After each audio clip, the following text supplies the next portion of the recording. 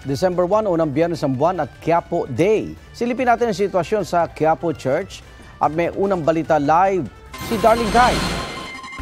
Darlene.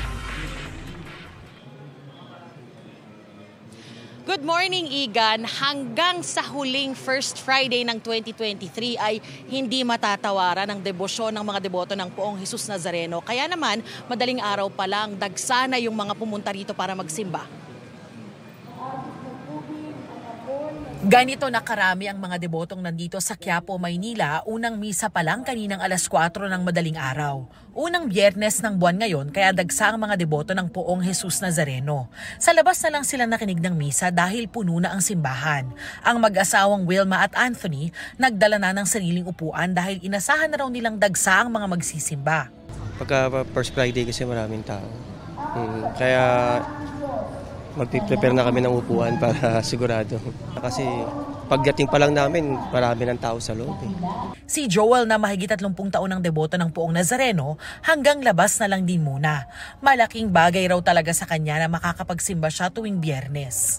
Magang pakiramdam. Tsaka lagi yung dinidinggin niya yung panalangin ko minsan. Laging malakas ang katawan ng pamilya ko, hindi sakitin. Yun lang po. Lagi ko pinagdarasal sa kanya.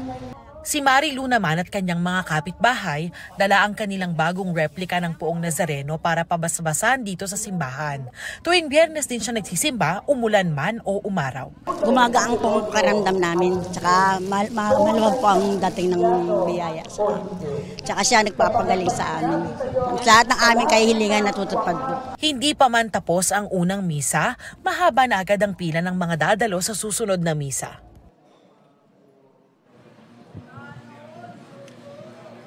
Igan, walang humpa yung pagdating ng mga deboto dito sa Quiapo Church. Nagkakaroon pa rin ng pila, pero sa ngayon kapapasok lang ng mga nakapila naman para sa susunod na misa sa 7 a.m. Mass. May mga Ios del Nazareno naman na nagbabantay dito at nagsisiguro ng kaayusan. Yan ang unang balita dito sa Maynila. Ako po si Darlene Kai para sa GMA Integrated News.